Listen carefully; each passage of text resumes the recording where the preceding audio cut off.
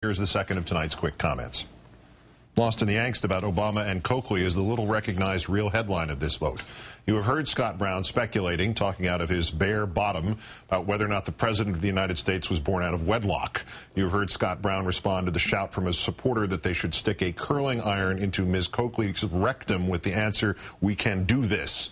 You may not have heard Scott Brown support a constitutional amendment banning same-sex marriage or describing two women having a child as being, quote, just not normal.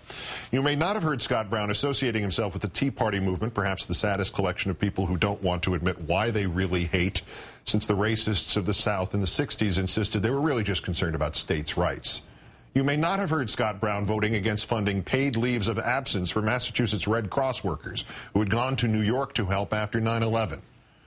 In short, in Scott Brown, we have an irresponsible, homophobic, racist, reactionary, ex-new model, teabagging supporter of violence against women and against politicians with whom he disagrees. In any other time in our history, this man would have been laughed off the stage as an unqualified and a disaster in the making by the most conservative of conservatives. Instead, the Commonwealth of Massachusetts is close to sending this bad joke to the Senate of the United States.